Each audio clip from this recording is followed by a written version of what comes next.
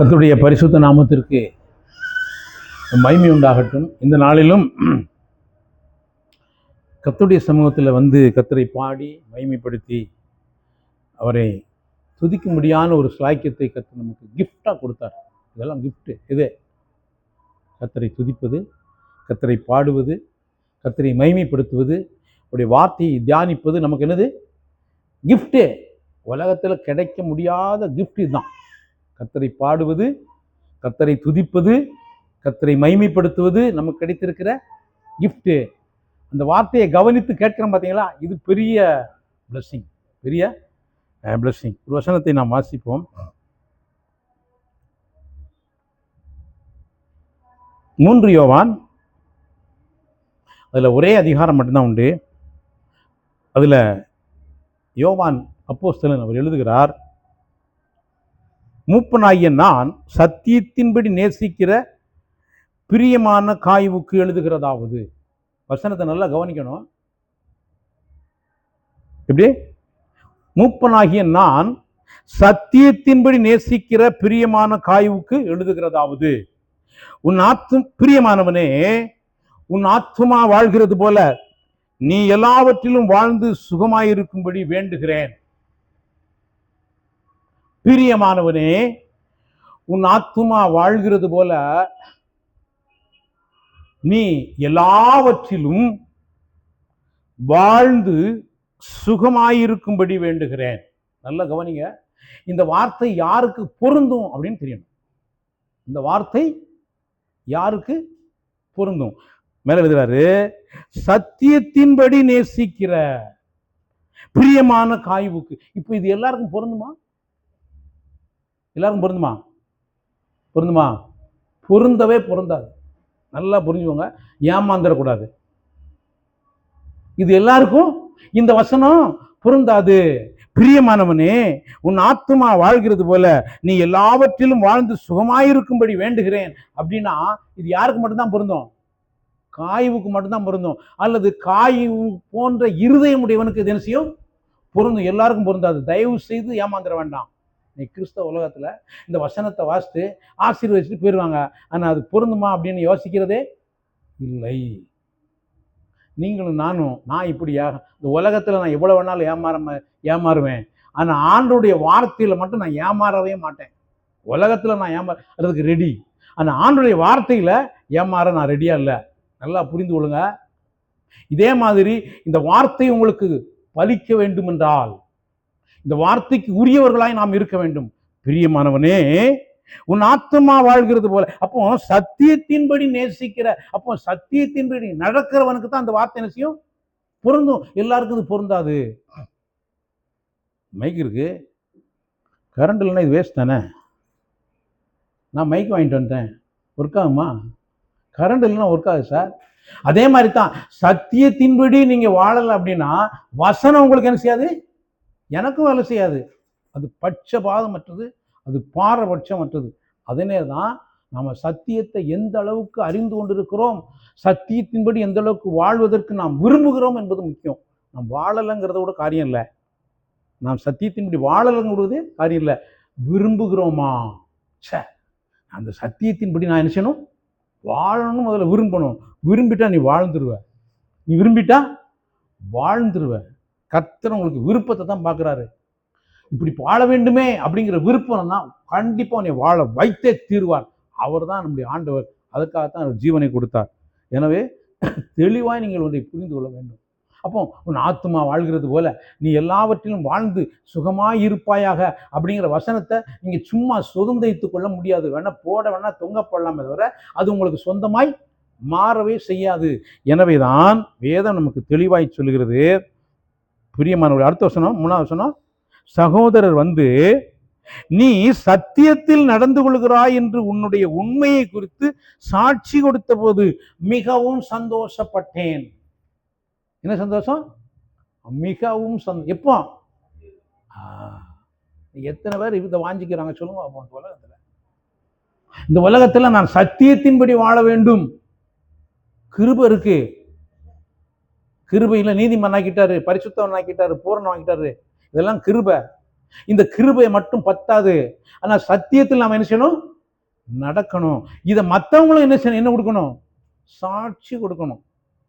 இந்த உலகத்துல மற்றவங்களும் சொல்லணும், இவன் சத்தியத்தை நடப்பான், சத்தியத்தை விட்டு என்ன செய்ய மாட்டான், எதற்காகவும் சத்தியத்துக்கு விரோதமா என்ன செய்ய மாட்டான், நடக்கவே மாட்டான் அப்படிங்கிற சாட்சி வேண்டும். பிரியமானவர்களே,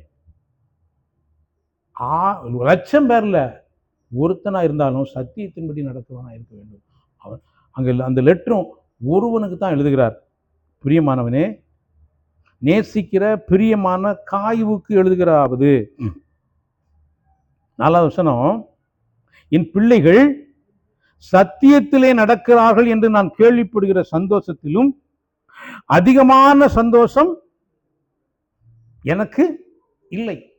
ஒரு அப்போஸ்தலனுக்கு என்ன விருப்பம் இருக்கும், அவன் என்ன செய்யணும், என் பிள்ளைகள் இருக்காங்கன்னா, எனக்கு 3 பிள்ளைகள், இந்த 3 பிள்ளைகளும் எதில் நடக்கணும், சத்தியத்தில் நடக்கணும். இது தவிர எனக்கு வேற ஒரு சந்தோஷம் கிடையாது. என்ன கிடையாது, வேற ஒரு சந்தோஷமே கிடையாது. எல்லாம் நான் பார்த்துட்டேன், பெரிய பெரிய ஆள்கள் எல்லாம் பார்த்துட்டேன். நீங்கள் சித்தப்பான தெரியுங்களா, தெரியுமா தெரியாதா, எங்கள் அப்பா தெரியுங்களா, உங்கள் தாத்தா தெரியுங்களா, மாமா தெரியுங்களா. அப்போ இன்றைக்கு அவங்களுக்கெல்லாம் தெரியாத ஒரு சத்தியத்தை கர்த்தர் எனக்கு தந்திருக்கிறான்னு நான் சொல்லுவேன். இவங்களுக்கு கிடைக்காத சத்தியத்தை கர்த்தர் எனக்கு தந்திருக்கிறார். அப்போ நான் அந்த சத்தியத்தில் என்ன செய்யணும், நடக்கணும். நான் பணக்காரனாக வேண்டும் என்பது அதல்ல தேவன் விரும்புவது. ஜான் கேப்ரியல் சத்தியத்தில் நடக்கிறான். அது என் மனசாட்சி மட்டும் சொன்னா போகுது. வசனம் சொல்கிறது, சகோதரர் வந்து நீ சத்தியத்தில் நடந்து கொள்கிறாய் என்று உன்னுடைய உண்மையை குறித்து சாட்சி கொடுத்த போது மிகவும் சந்தோஷப்பட்டேன். அப்போ நம்முடைய உண்மையை குறித்து மற்ற சகோதரர்கள் என்ன செய்யணும், சாட்சி கொடுக்கணும். இதுதாங்க நமக்கு நிச்சயம், இதுதான் நிற்கும், வேற எதுவும் நிற்காது, வேற எதுவுமே நிற்காது. இதற்காய் நாம் வாழ்கிறோமா, இதற்காய் நாம் பிரயாசப்படுகிறோமா? அப்படியானால் ஆத்துமா வாழ்கிறது என்றால் நாம் சத்தியத்தில் என்ன செய்வோம், நடப்போம். அப்போ சத்தியத்தில் நடக்காத ஆராதனை வீணான ஆராதனை, சத்தியத்தில் நடக்காத கூடுகை வீணான கூடுகை, நீ சத்தியத்தில் நடக்காம போடுகிற காணிக்கை வீணான காணிக்கை, சத்தியத்தில் நடக்காத ஜெபம் வீணான ஜெபம். எனவே வேதம் சொல்லுகிற, வேதம் எதிர்பார்க்கிற, தேவன் எதிர்பார்க்கிற வாழ்க்கை நமக்கு முக்கியம். பிரியமானவர்களே, ஒரு நாள் எல்லாம் அழிஞ்சுவோம். யோபனுடைய வாழ்க்கையில் எல்லாம் ஒரு நாள் தகர்ந்து போச்சு, எல்லாம் அவன் வாழ்க்கையில் இல்லாம போயிட்டு. பிரியமானவர்களே, ஆனா அவன் சத்தியத்துக்காக நின்னான். அவர் என் பிதா, என் தகப்பன், என் தேவன், அவர் என்னை கைவிடவே மாட்டார், அந்நிய கண்கள் அல்ல, என் கண்கள் அவரை காணும் அப்படின்னு அவன் தன்னுடைய முகத்தை புழுதியிலே புதைத்து எப்பொழுதும் அவன் தேவனை மைமை படுத்தி கொண்டே வாழ்ந்தான். அவன் தன்னுடைய லக்கை தவற விடவே இல்லை. அப்படி சத்தியத்தை நாம் நேசிக்கும் போது, கொலோசியர் எழுதினிருப்போம் 1ஆம் அதிகாரம், கொலோசியர் 1ஆம் அதிகாரம் 6ஆம் வசனம் படிங்க.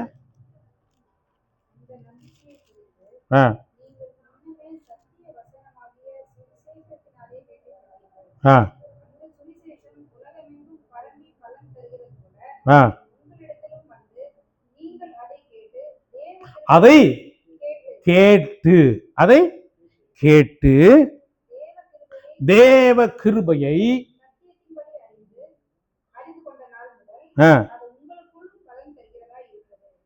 அப்ப எப்ப பலன் நம்முடைய வாழ்க்கையில கிடைக்கும், தேவ கிருபையை சத்தியத்தின்படி அறிந்து கொண்ட நாள் முதல் அது உங்களுக்கு என்ன செய்யுது, பலன் கொடுக்கிறதாய் இருக்கிறது.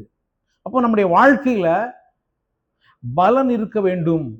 அப்படின்னா தேவ கிருபை, தேவ கிருபை என்னை பரிசுத்தமாக்கிருச்சு, நீதிமானாக்கிருச்சு, என்னை பூரணமான மாத்திருச்சு, இதெல்லாம் கிருபை. இதை சத்தியத்தின்படி நம்முடைய வாழ்க்கையில கை கொள்ளும்போது மட்டும்தான், பிரியமானவர்களே, உன் ஆத்துமா வாழ்கிறது போல நீ எல்லாவற்றிலும் வாழ்ந்து சுகமாயிருப்பாயாக என்ற வாக்குத்தத்தை நீங்கள் சுதந்திரித்துக் கொள்ள முடியும். சும்மா எல்லாம் சுதந்திரிக்க முடியாது, ஏமாந்து போயிறாங்க. ஈஸியா நான் சொல்லிட்டு போயிடுவேன், கர்த்தர் உங்களை ஆசீர்வதிப்பார். நீங்கள் வாளாக இருக்க மாட்டீங்க, தலையாக இருப்பீங்க, நீ செய்தெல்லாம் வாய்க்கும். நோ நோ நோ, அப்படியெல்லாம் கிடையாது. சத்தியத்தின்படி வாழ்ந்தால், சத்தியத்தை அறிந்து கொண்ட நாள் முதல் அது பலன் தருகிறதா இருக்கிறது. எங்கேயுமே தேவன் தன்னுடைய பிரமாணங்களை மாற்றவே இல்லை. ஒன்றே ஒன்று மட்டும் நம்ம நேசித்தார் பார்த்தீங்களா, அது நிபந்தனையற்ற அன்பு. என்ன அன்பு? நிபந்தனையற்ற அன்பு. அதுக்காண்டி என்னவெல்லாம் செஞ்சுக்கிட்டு எப்படி வேணாலும் வாழ்ந்துக்கிட்டு நம்ம அங்கே என்ன செய்ய முடியாது, போகவே முடியவே முடியாது. பிரியமானவர்களே, நமக்கு ஒரு வாய்ப்பை கர்த்தர் கொடுத்திருக்கிறார். இந்த வாய்ப்பை சரியான விதத்தில் நாம் என்ன செய்யணும்? பயன்படுத்தி கொள்ள வேண்டும். பயன்படுத்தி கொள்ள வேண்டும். எனவேதான் நம்முடைய ஆத்துமா எவ்வளவு விலையேற பெற்றது, எவ்வளவு முக்கியமானது என்பதை நாம் அறிந்து கொள்ள வேண்டும். சரியா? உபாகமம் 4ஆம் அதிகாரம் 10ஆம் வசனம் படிங்க. உபாகமம் 4ஆம் அதிகாரம்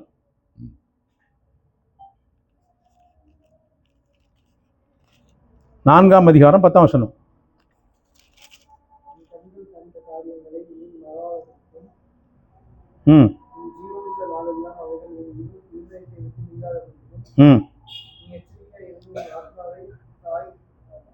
ஜாக்கிரதையாய் காத்துக்கொள், அவைகளை உன் பிள்ளைகளுக்கும். யாருக்கும்? யாருக்கும்? பேர பிள்ளைக்கும் சொல்லியிருக்கு. பிள்ளைக்கு மாத்திரம் இல்லை, பேர பிள்ளைக்கும் சேர்த்து சொல்லியிருக்காரு. நல்லா புரிஞ்சுக்கோங்க. எப்படி? உன் கண்கள் கண்ட காரியங்களை நீ மறவாத படிக்கும். கண்ணு ஏற்கனவே பார்த்துலா, அதை மறந்துடாது. என்ன தெரியுமா? எகிப்திலிருந்து நீ வெளியே வந்த, பிசாசின் பிடியிலிருந்து வெளியே வந்த, நோயிலிருந்து வெளியே வந்த, பிரச்சனையிலிருந்து வெளியே வந்த, எத்தனையோ சூழ்நிலிருந்து கர்த்தர் உன்னை வெளியே கொண்டு வந்தாரு. இதை மறந்துடாதன்னாரு. இதை மறந்துடாத. மனுஷனுக்கு என்ன தெரியுமா? பழசம் மறந்துடுவான். அதுதான் பெரிய பிரச்சனை. ஆண்டவர் எப்படி வெளியே கொண்டு வந்தாங்கிறத ஈஸியாக நினைஞ்சிருவான், மறந்துடுவான். உன் கண்கள் கண்ட காரியங்களை நீ மறவாதபடிக்கும் உன் ஜீவனுள்ள நாளெல்லாம், எப்போ நீ உயிரோடு இருக்கிற நாளெல்லாம் அவைகள் உன் இருதயத்தை விட்டு நீங்காதபடிக்கும் நீ எச்சரிக்கையாய் இருந்து உன் ஆத்துமாவை ஜாக்கிரதையாய் காத்துக்கொள். காத்துக்கொள்ள வேண்டியது எது? ஆத்துமாவை. பாருங்க, பழைய ஏற்பாட்டில் எதை பத்தி பேசியிருக்கு? ஆத்துமாவை பத்தி பேசியிருக்கு. நீங்க எங்கேயாவது ஆத்துமாவை குறித்த பிரச்சனை கேட்க முடியுதா? ஆத்துமாவை காத்துக்கொள். விலையேறப்பட்டது ஆத்துமா. இன்னைக்கு ஒரு பதிவு பார்த்தேன். உன் கண்ணு என்ன விலை, உன் இருதயம் என்ன விலை, உன் கிட்னி என்ன விலை அப்படின்னு எல்லாத்துக்கும் ரேட் ஃபிக்ஸ் பண்ணியிருக்கான். அப்படி வரும்போது பல ஆயிரம் கோடிக்கு அவன் ஒரு மனுஷன் வேல்யூ. ஆனால் ஆத்மாவுக்கு வேல்யூ என்ன செய்யலை, போடலை. வேதம் ஆத்மாவுக்காகத்தான் சரீரமே தவிர சரீரத்திற்காக ஆத்மா கிடையாது. நல்லா புரிஞ்சுக்கோங்க. ஆத்மாவுக்காகத்தான் சரீரமே தவிர சரீரத்துக்காக என்ன கிடையாது, ஆத்மா கிடையாது. அப்ப நீங்கள் எதை முக்கியப்படுத்துகிறோம்? சரீரத்தை ஆத்மாவையா? நீங்கள் ஆத்மாவை முக்கியப்படுத்தினீர்களானால் உங்க எல்லாவற்றுக்கும் அவர் செய்வாரு. உங்க சரீரத்தை முக்கியப்படுத்தினீங்கன்னா வேலை செய்யாது. எப்படின்னா, ட்ரெயின் போகுதுன்னா என்ஜினை ஃபர்ஸ்ட் வச்சு பெட்டியை நிரந்தரம் வைக்கணும். நீங்க பெட்டியை முன்னாடி வச்சு, பெட்டி நிறைய இருக்கு சார், அது நிறைய இருக்கு, வெயிட் நிறைய இருக்கு, லக்கேஜ் நிறைய இருக்கு, முன்னாடி வச்சு இன்ஜினை வண்டி கவுந்துடும். அதே மாதிரி தான் உங்க ஆத்மாவை நீங்க முன்னாடி வச்சு உங்க சரீரத்தை பின்னாடி வச்சீங்கன்னா உங்க லைஃப் ஸ்டைல் அருமையா இருக்கும். இல்லைன்னா லைஃப் கவுந்து கிடக்கும், கவுந்து கிடக்கும். நீங்க எதை முன்னாடி வச்சிருக்கீங்க யோசிச்சு பாருங்க. நம்ம எதை முன்னாடி வச்சிருக்கோம்? ஆத்மாவையா சரீரத்தையா? இன்னைக்கு அநேகர் எதை முன்னாடி வச்சிருக்காங்க? சரீரத்தை முதல், ஆத்மா வைக்கல. பாருங்க, வசனம் சொல்லுது, உன் கண்கள் கண்ட காரியங்களை நீ மறவாதபடிக்கும் உன் ஜீவனுள்ள நாளெல்லாம் அவைகள் உன் இருதயத்தை விட்டு நீங்காதபடிக்கும் எச்சரிக்கையாய் இருந்து உன் ஆத்துமாவை ஜாக்கிரதையாய் காத்துக்கொள், அவைகளை உன் பிள்ளைகளுக்கும் உன் பிள்ளைகளின் பிள்ளைகளுக்கும் அறிவிக்க கடவாய். பாருங்க, ஆண்டவர் சொல்றாரு, உன் பிள்ளைகளுக்கு இதை சொல்லி கொடு, இந்த வார்த்தையை நினைச்சி சொல்லி கொடு. அப்படின்னா அந்த பிள்ளையினுடைய ஆத்துமா பாதுகாக்கப்படும், அந்த பின்னுடைய வாழ்க்கையும் பாதுகாக்கப்படும். பிரியமானவனே, உன் ஆத்துமா வாழ்கிறது போல நீ எல்லாவற்றிலும் வாழ்ந்து சுகமாயிருப்பாய். நீ ஆத்துமா வாழாம எல்லாவற்றிலும் வாழ்ந்தால் அது வாழ்க்கையே அல்ல. எனவே ஆத்மா வாழும்போது நம்முடைய எல்லா வாழ்க்கையும் எப்படி இருக்கும்? சத்தியத்தின்படி இருப்போம். அப்போ சத்தியத்தின்படி வாழும்போது பரலோகம் உனக்கு கண்டு இறங்கும். தேவதூதர்கள் உனக்கு பயந்து பணிவிடை செய்வாங்க. தெரியுமா உங்களுக்கு? யார் பணிவிடை செய்வா? தேவதூதர்கள் பணிவிடை செய்வார்கள். நீங்க அந்த நிபந்தனைக்கு ஆண்டவர் சொன்ன வார்த்தைக்கு கீழ்ப்படியும் போது பிரியமானவர்களே, எனவே நம்முடைய வாழ்க்கையில எதை பிரதானமாய் பார்க்கிறோம், எதை பிரதானமாய் நாம் வைத்திருக்கிறோம்? யோசுவா புஸ்தகம் 23ஆம் அதிகாரம், யோசுவாவின் புத்தகம் 23ஆம் அதிகாரம் 11ஆம் வசனம் படிங்க.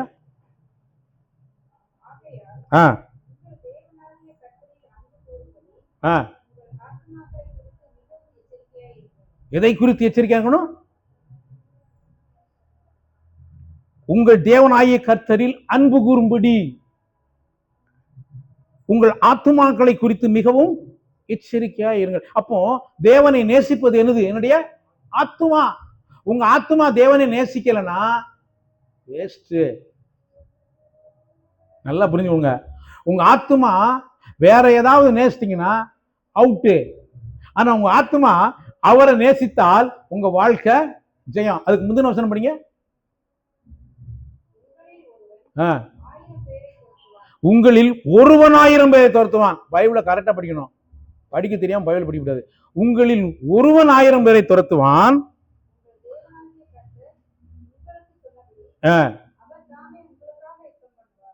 எப்பா எப்போ கர்த்தர் உனக்காக யுத்தம் பண்ணணும்னா உன் ஆத்மா அவரை என்ன செய்யணும்? நேசிக்கணும். உன் ஆத்மா அவரை நேசித்தால் ஒருவன் 1000 பேரை துரத்துவான். நீ துரத்துறது இல்ல, கர்த்தர் உனக்காக யுத்தம் பண்ணுவார். கர்த்தர் உனக்காக யுத்தம் பண்ணணும்னா உன் ஆத்மா அவரை நேசிக்கணும். நேசிக்குதா? நீ நேசித்தீங்கன்னா நீ சும்மா இருந்தா போதும். யுத்தத்தை அவர் பார்த்துக்கிடுவாரு. யுத்தத்தை அவர் பார்த்துக்கிட்டாருன்னா நீ யுத்தம் பண்ணவே வேண்டாம். அவர்கள் அன்பு கூர்ந்து மட்டும் அவருடைய சத்தியத்தில் நடந்து போயிருந்தா யுத்தத்தை அவர் நடத்துவாரு. அவர் யுத்தம் பண்ணார்னா பார்வோன் என்னாச்சு தெரியுமா? இதை பார்க்கலாம், இதை பார்க்கலாம். இதை பார்க்கணும்னா அவருடைய வார்த்தைக்கு செவி கொடுக்கணும். அவருடைய வார்த்தை என்ன பேசுகிறோ அதை என்ன செய்யணும்? கேட்கணும். பிரியமானவர்களே, இதெல்லாம் உன் வாழ்க்கையில் அனுபவிக்கணும்னா ஆத்துமா அவரை முழு இறுதியமாய் நேசிக்கணும், முழு பலத்தோட நேசிக்கணும். ஏன்னா அவர் உன்னை முழு பலத்தோடும் அவருடைய முழு ஆத்மாவோடும் உன்னை நேசிக்கிறார். நேசிக்கிறார். அதை புரிஞ்சுக்கோங்க. என்னமோ நீங்க தான் நேசிக்கிறீங்க கிடையாது. அவருடைய முழு பலத்தோடும் அவருடைய முழு ஆத்மாவோடும் அவருடைய முழு அன்போடும் உங்களை நேசிக்கிறார். இதை நீங்க புரிந்து கொண்டா தான் நீங்க அவரை நேசிக்க முடியும், நேசிக்க முடியும். நீங்க மட்டும் நேசிக்கிற நேசம் நேசம் இல்ல, அவர் உங்களை நேசிக்கிறாரே அதுதான் உண்மையான நேசம். நம்ம நேசம் அப்ப யார் இறங்கும்? பூமியில் உள்ள தரையில் பார்த்தீங்கன்னா ரோட்ல சில சமயம் சூடு, ரோட்ல எப்படி இருக்கும்? நல்லா இருக்கும். சில சமயம் கம்மியா இருக்கும். ஆனால் சூரியன் அப்பப்போ குறையுமா? சூரியன் குறையாது. கூட மேகம் வந்ததுனால உங்களுக்கு அப்படி தெரியுது. ஆனால் சூரியனுடைய இது ஒன்று போல தான். அதே மாதிரி தான் உங்களை நேசிக்கிற நேசம் மாறாத நேசம். உங்க சூழ்நிலை நிமித்தம் நீங்க தேவனை விட்டு தூரம் போகும்போது உங்களுடைய அன்பு கூடுது குறையுது. ஆனா நம்முடைய அன்பு அதை புரிந்து கொண்டால் நம்முடைய அன்பு எப்போதும் அவர் மேல எப்படி இருக்கும்? நிரந்தரமாக இருக்கும். இப்படி வாழ்ந்தீங்கன்னா கூட்டம் தேவையில்லைங்க. இப்படி வாழ்ந்தீங்கன்னா கூட்டம் தேவையில்லை. இப்படி வாழ்ந்தவங்க மட்டும் போதும். அப்படிப்பட்டவர்களை தான் அவர் விரும்புகிறார். அதனால தான் அவர் சொன்னார், பிரியமானவனே, உன் ஆத்துமா வாழ்கிறது போல நீ எல்லாவற்றிலும் வாழ்ந்து சுகமா. நீ சுகமா இருக்கணும்னா நீ சத்தியத்தின்படி வாழ்ந்தால் நீ எப்படி இருப்பாய்? சுகமாய் இருப்பாய். இதுதான் கர்த்தர் நமக்கு கொடுத்திருக்கிற மிகப்பெரிய உன்னதமான ஒரு காரியமாக இருக்கிறது. பிரியமானவர்களே, சங்கீதம் புஸ்தகம், சங்கீதம் 2ஆம் அதிகாரம், சங்கீதம் 2ஆம் அதிகாரம் 10ஆம் வசனம் படிங்க.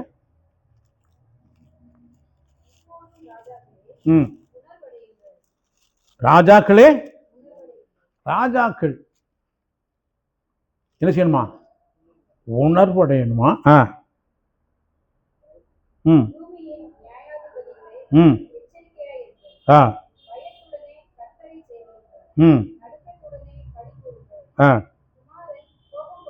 கோபம் கொள்ளாமலும்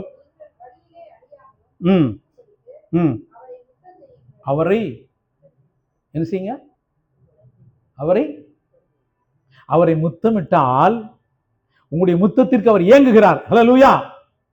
தெரியுமா? நீங்க முத்தமிடுவதை அவர் எதிர்பார்க்கிறார். யாரு? ராஜாக்கள். அப்படித்தான் இருக்கு, அப்படித்தான் இருக்கு. அடுத்து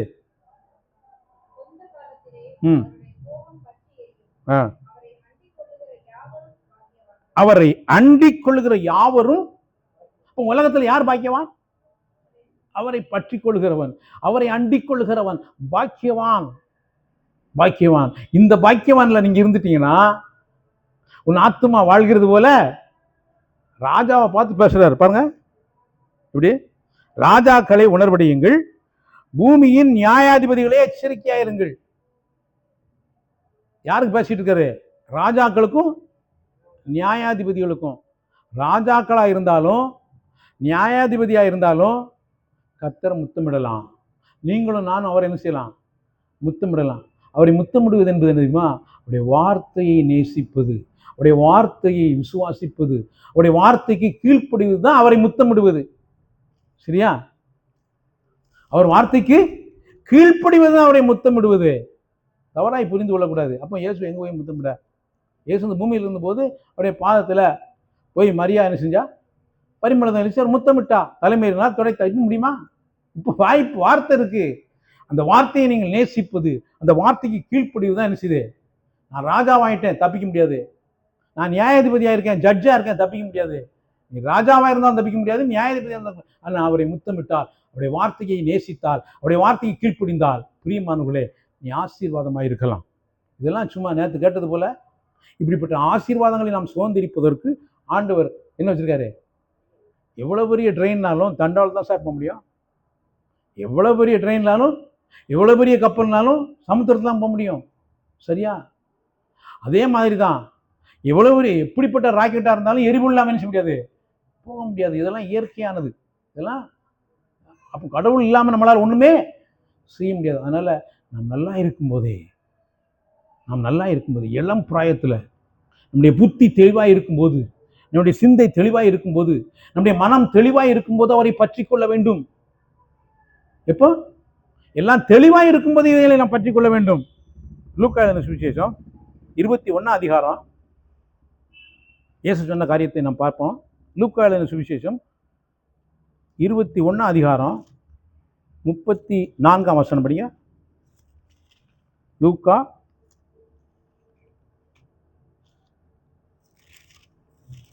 21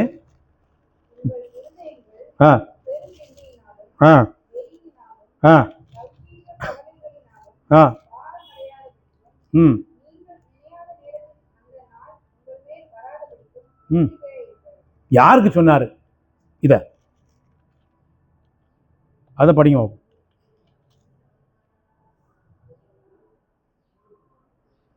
இது யாருக்கு சொன்னார்?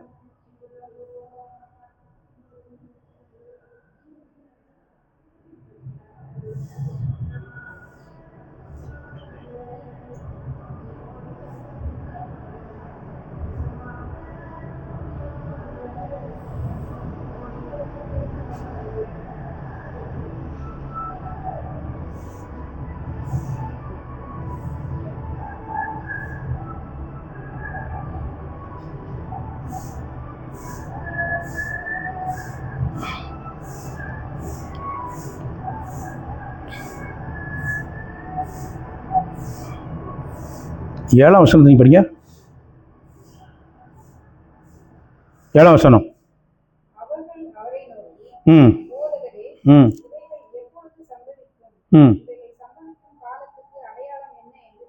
கேட்டது யாரு?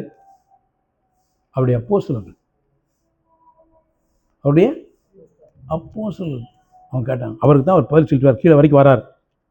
கீழே வரைக்கும் பாருங்க, அது எல்லாமே அவர் பேசுறார். பேசிட்டு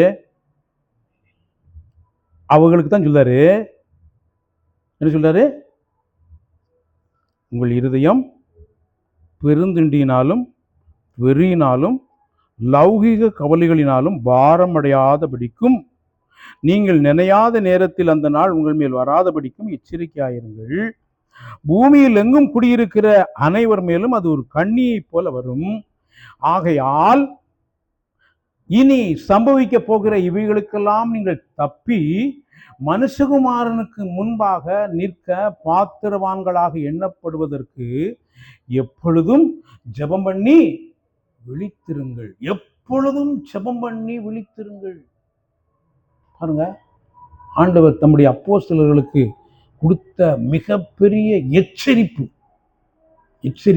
சும்மாலாம் சொல்லல. நம்ம ரட்சிப்பு சும்மா சாதாரணம் அல்ல. தங்கம் வாங்கினா அது எப்படி பாதுகாப்போம்? 1 கோடி ரூபாய்க்கு தங்கம் வாங்கிட்டோம். அதை விட மேலானது என்னது? உங்களுடைய ரட்சிப்பு, என்னுடைய ரட்சிப்பு. எனவே இவைகளுக்கெல்லாம் நீங்கள் தப்பி மனுஷகுமாரனுக்கு முன்பாக நிற்க பாத்திரவான்களாக எண்ணப்படுவதற்கு எப்பொழுதும் ஜெபம் பண்ணி விழித்திருங்கள். எப்பொழுதும் ஜெபம் பண்ணி விழித்திருங்கள். பாருங்க, எப்போதும் நம்ம என்ன செய்யணும்? ஜெபம் பண்ணணும். அப்ப எப்போதும் ஜெபம் பண்ணா தான் நாம் இவைகளுக்கெல்லாம் நான் என்ன செய்ய முடியும்? தப்ப முடியும். நீங்க இப்படி இருந்தீங்கன்னா ஆத்துமா வாழ்கிறது போல நீ எல்லாவற்றிலும் என்ன செய்யலாம்? சுகமாய் வாழலாம். இப்படி வாழலாம், சுகமாய் வாழலாம். எனவே பிரியமானவர்களே, நம்முடைய வாழ்க்கையில ஆண்டவர் கொடுத்திருக்கிற மிகப்பெரிய எச்சரிப்பு, மிக வானமும் பூமியும் ஒளிந்து போம், என் வார்த்தைகளோ ஒளிந்து போவதில்லை. வீடு வச்சிருக்கோம், 2 வீடு சுக்கு நூறா போயிடும். இந்த 2 வீடும் என்னதான் போயிடும்? ஒரு எர்த்துக்குவேக் வந்துச்சுன்னா என்ன ஆகும்? சுக்கு நூறா போயிடும். எத்தனை இடத்துல போயிருக்கு தெரியுமா? எத்தனை இடத்துல போயிருக்கு? ஒரு பெரிய பலமாடி கட்டினான் ஒருத்தன், ஒரு 20 வருஷத்துக்கு முன்னாடி பீகாரில் நடந்துச்சு. வெளியே வந்துட்டான். ஒரு செகண்டுக்கு முன்னாடி நான் பணக்காரன், இப்போ நான் யாரு? பிச்சைக்காரன்னு சொன்னான். டிவியில் எல்லாம் வந்துச்சு. எனவே இந்த உலகத்தின் ஐஸ்வர்யம் நிரந்தரம் இல்லை, இந்த உலகத்தில் தரித்திரம் நிரந்தரம் இல்லை. ஆண்டவர் மட்டும்தான் நித்தியம். உன் ஆத்துமா நித்தியம். எனவே உன் ஆத்துமா வாழ்கிறது போல, அப்போ ஆத்துமா வாழ வேண்டும் என்பதுதான் தேவனுடைய என்ன செய்யுது? விருப்பம். ஒரு சம்பவம் நடந்துச்சு. எங்கள் அப்பா எங்கள் வீட்டை 7 பேருக்கு எழுதி வச்சு 8 பேருக்கு எழுதினாங்க. எனக்கு கொஞ்சம் கஷ்டமாக தான் இருந்துச்சு. அப்போ இந்த அளவுக்கு சத்தியம் தெரியாதுல்ல இருந்துச்சு. அப்போ ஆண்டவர்கிட்ட போய் அழுதேன். என்ன ஆண்டவரே இப்படி நடக்கன்னு. ஆண்டவர் என்னை திறப்படுத்திட்டாரு. திறப்பட்டு அவர் ஆறுதலையும் தந்தார். வந்துட்டு கடைசியில் எங்கள் அப்பா மரிப்பதற்கு 1 வருஷத்துக்கு முன்னாடி நான் ஒன்று செஞ்சேன். என்ன செஞ்சேன் தெரியுமா? என் பையனும் நானும் எங்கள் அப்பா உடனே ஒரு போட்டோ எடுத்து இந்த வசனத்தை போட்டேன். பிரியமானவனே, உன் ஆத்துமா வாழ்வது போல நீ எல்லாவற்றிலும் வாழ்ந்து சுகமாயிருப்பாயாக அப்படின்னு சொல்லி அந்த வசனத்தையும் போட்டு, இப்படிக்கு அன்பு அப்பா தாத்தா அப்படின்னு போட்டு எங்கள் அப்பாட்ட கையெழுத்து வாங்கினேன். என்ன வாங்கினேன்? ஐசக் முத்தியானு கையெழுத்து போட்டு வாங்கினேன். அது இன்னைக்கு இருக்கு.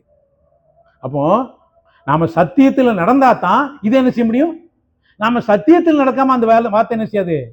வேலை செய்யாது. என்கிட்ட போட்டா இருக்கு, கையெழுத்து இருக்குன்னு பார்த்துக்கோங்க. தேதியோடு வாங்கி வச்சிருக்கேன். உயிர் எழுந்தாங்க, உயிரை கூட்டிட்டு போயிட்டாங்க. அப்ப எது முக்கியம்? வசனம் முக்கியம், சத்தியம் முக்கியம். உன்னை விட்டு விலகாது. பஞ்சா பிரிச்சாலும் சரி, சத்தியம் நம்மளை விட்டு என்ன செய்யாது? விலகாது. மற்றெல்லாம் போயிடும். அப்ப என்ன எதிர்பார்த்தாங்களோ அவங்களுக்கு அது கிடைக்கல. நான் என்ன எதிர்பார்த்தனோ அது எனக்கு கிடைச்சிருச்சு. நீங்க எதிர்பார்த்தவங்க, நீங்க எதை எதிர்பார்க்கிறீர்கள், எதை விரும்புகிறீர்கள்? என் பிள்ளைகளுக்கு அதான் சொல்லிட்டே இருக்கேன். எது முக்கியம்? ஆத்துமா முக்கியம், ஆத்துமா தேவன் முக்கியம். இந்த 2ம் கனெக்ட் ஆயிடுச்சுன்னா உலகத்தில் உனக்கு எல்லா ஆசீர்வாதமும் தன்னால் வரும். உனக்குன்னு ஒன்று செய்வார். உலகத்துக்கெல்லாம் ஒன்று நடந்தாலும் உனக்குன்னு ஒன்று நிச்சயம் நடக்கும். உண்மையா இல்லையா பிரதர்? நடந்துச்சா? எனவே கர்த்தர் செய்வார். ஆனால் நேசணும் முழு இருதயத்தோட அவர் உன்னை நேசிக்கிறதை அறிந்து அவரை நேசி. இப்படி நீ பாட்டு பிடிக்கலாம், ஜெபம் பண்ணலாம், இல்லை. ஆனால் அவர் எல்லாத்துலையும் நேசம் இருக்கா, என் மீது நேசம் இருக்கா அப்படின்னு பார்ப்பாரு. உன் பாட்டை பார்க்க மாட்டாரு, உன் ஜெபத்தை பார்க்க மாட்டாரு, உன் நேசத்தை பார்ப்பார், உன்னுடைய அன்பை பார்ப்பார். அப்படி இருந்துன்னு சொன்னால் உன் வாழ்க்கையில் பெருத்த ஆசீர்வாதம் இருக்கும் பிரியமானவர்களே. எனவே நம்முடைய வாழ்க்கையில் நாம் பார்க்க வேண்டியது 2 யோவான் 1ஆம் அதிகாரம் 9ஆம் வசனம். 2 யோவான் 1ஆம் அதிகாரம் 9 படிச்சுட்டு 8 படிங்க பார்ப்போம்.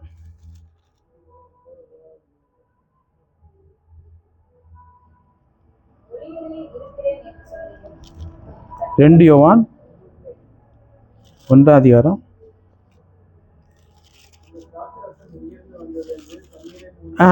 அது இல்லை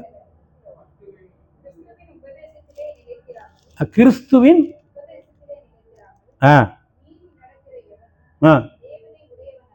தேவனை உடையவன். அப்ப தேவன் உடையவன் யாரு?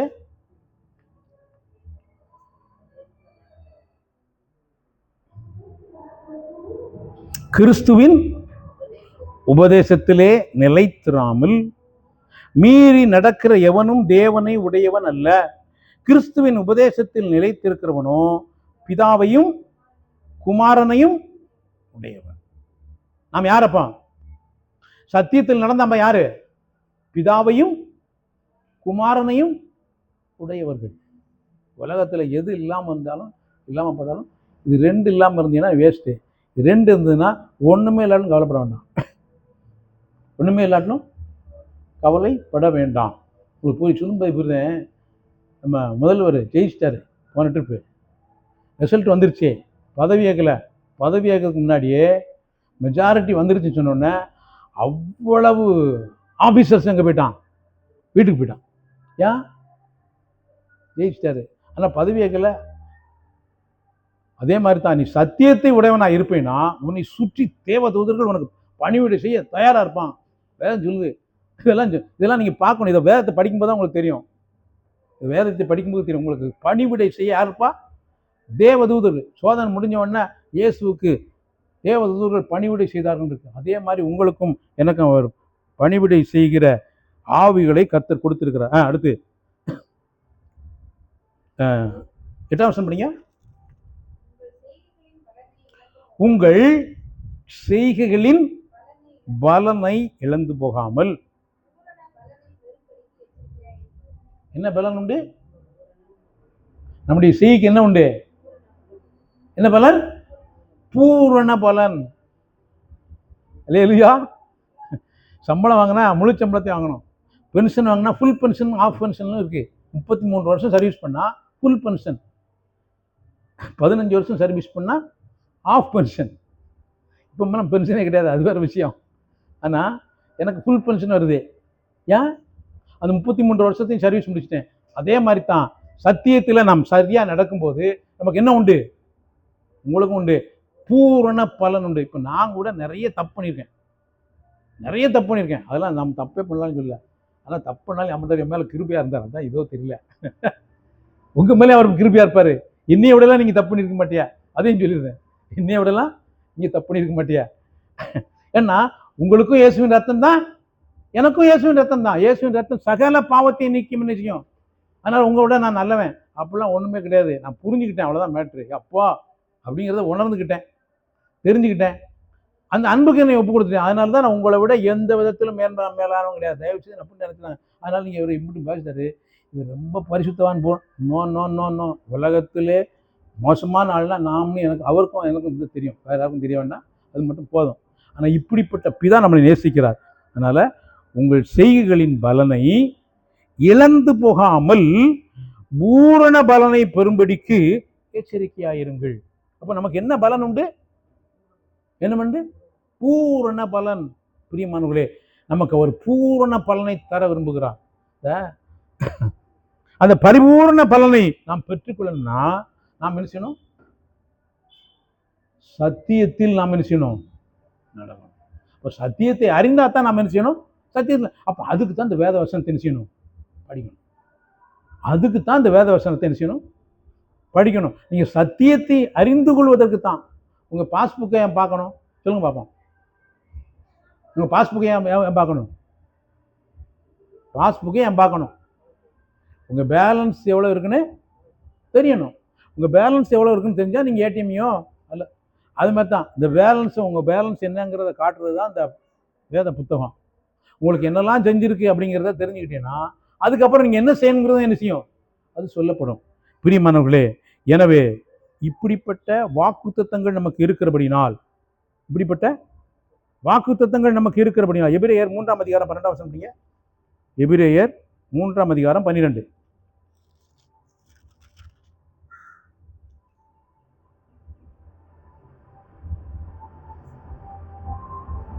எபிரேயர் 3:12. சகோதரரே, ஜீவனுள்ள தேவனை விட்டு விலகுகிறதற்கு ஏதுவான அவிசுவாசமுள்ள பொல்லாத இருதயம் உங்களில் ஒருவனுக்குள்ளும் இராதபடிக்கு நீங்கள் எச்சரிக்கை. நம்ம எச்சரிக்க வேண்டியது அடுத்தவங்களுக்கு இல்லை, எச்சரிக்கையா இருக்க வேண்டியது அடுத்தவங்களுக்கு இல்லை. அவங்க அப்படி செஞ்சிருவாங்களோ, இவங்க அப்படி செஞ்சிருவாங்களோ, அவங்க நம்ம ஏமாத்திடுவாங்க. ஏன் விருதியும் என்ன ஏமாத்திடக்கூடாது, இதுதான் இருக்கு. அப்போ அடுத்தவங்க யாரும் நம்மளை ஏமாற்ற முடியாது, ஏமாற்றவே முடியாது. நல்லா புரிஞ்சுக்கோங்க. அவன் எனக்கு அப்படி பண்ணிட்டான், ஒருத்தனும் பண்ண முடியாது. என் இருதயம் நம்மளை என்ன செய்யும், ஏமாத்திரும். அதனால தான் என் இருதயத்தை குறித்து எச்சரிக்கையாக இருக்குன்னு நான் அப்போவே வாசித்தோம். வாசித்தோமா? யோசுவாவின் புஸ்தகத்தில் வாசித்தோம். யோசுவா 23:11. யோசுவா 23:11 நம்ம திரும்ப மறுபடி வாசிப்போம்.